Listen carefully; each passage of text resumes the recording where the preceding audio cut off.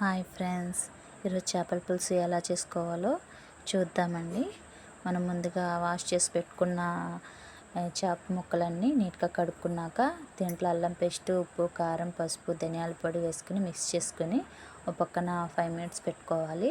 తర్వాత చింతపండు మనం తగినంత తీసుకొని నానబెట్టుకోవాలి. ఒక 2 అవర్స్ ముందులే నానబెట్టుకుంటే దాంట్లో చిక్కదనం వస్తుంది.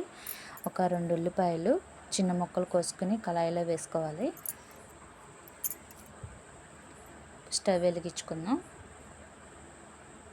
తగినంత ఆయిల్ పోసుకోవాలి.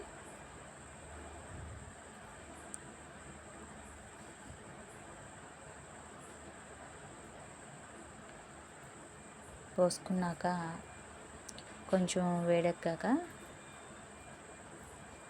4 పచ్చిమిరకాయలు, వీటిని చిన్న ముక్కలు చీలికలుగా కోసుకుంటే చాలా టేస్ట్గా ఉంటుంది అన్నమాట. చేపల పులుసులోకి వేసేసుకున్నాం. దాంట్లో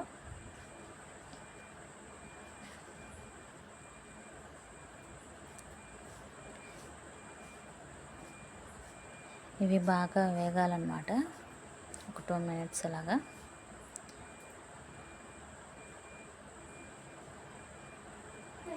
వేగిపోయాక దీంట్లో చేప ముక్కలు వేసుకున్నామండి. మనం ముందుగా కలిపి పెట్టుకున్న ముక్కలు వేసేసుకొని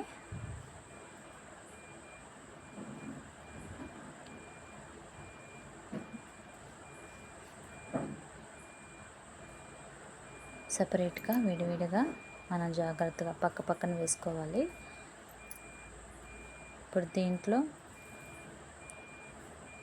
మనం చింతపండు పులుసు పోసుకుందామని పిసేసుకుని ఇది ముక్కతో ఉడికించాలి. చింతపండు మనం పోసాక వెంటనే మనం ముక్క వేసిన వెంటనే చింతపండు పులుసు కూడా దాంతోపాటు వేసేయాలన్నమాట. అప్పుడేమవుతుందంటే మనం ఉడికించే కొద్దీ ముక్క పులుపు అనేది ముక్కకు పట్టుద్ది. అప్పుడు టేస్ట్గా ఉంటుంది అన్నమాట. మనం మూత పెట్టేసుకుందాం.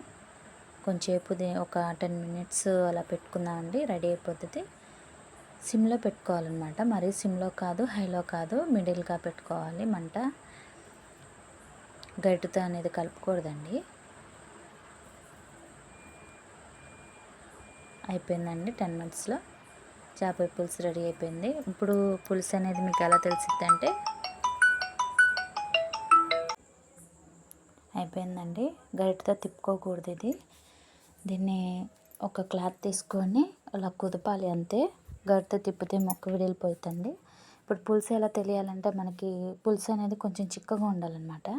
పలుచగా ఉంటే మనకి ఇంకా అవ్వలేదని అర్థం.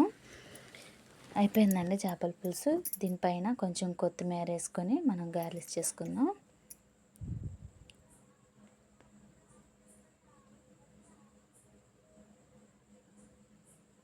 రెడీనండి, చేపల పులుసు రెడీ.